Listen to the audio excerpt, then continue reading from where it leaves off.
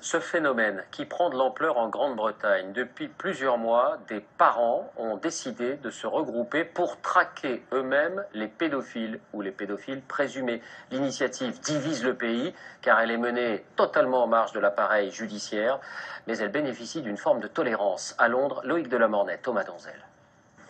L'homme avait donné rendez-vous dans ce parc. Il attendait une jeune fille de 14 ans. Ce sont deux pères de famille baraqués qui l'accueillent.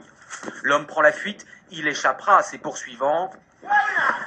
Mais les images de son visage seront sur Internet dans quelques heures. C'est la procédure des chasseurs de pédophiles, comme ils se surnomment eux-mêmes.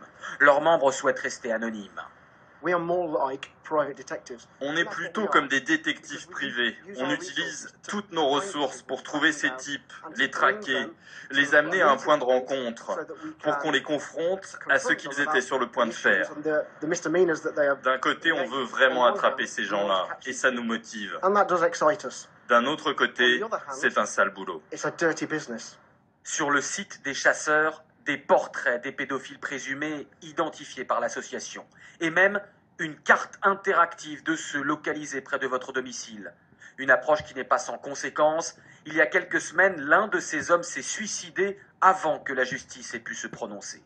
Les chasseurs ne sont pas loin de confondre leur rôle avec celui des policiers, même s'ils s'en défendent, comme ce jour-là quand ils coincent cet homme. Vous n'êtes pas en état d'arrestation, mais est-ce que vous réalisez que vous n'aviez pas rendez-vous avec une fille de 14 ans? En fait, c'est à moi que vous parliez sur Internet. Je voulais juste discuter et boire un coup avec elle. Et après, lui montrer votre sexe? C'est ce que vous lui avez écrit. On n'écrit pas des choses pareilles à une gamine de 14 ans. Docilement, l'homme montre ses poches. Il avait amené de la vodka avec lui. Notre conseil, vous arrêtez tout ça. De toute façon, on va aller tout raconter à la police. On a la plaque d'immatriculation de votre voiture. Beaucoup de Britanniques approuvent l'action des chasseurs. Au moins, ils font quelque chose, parce que la police n'arrive pas à attraper ces gens-là. C'est un bon moyen de les trouver.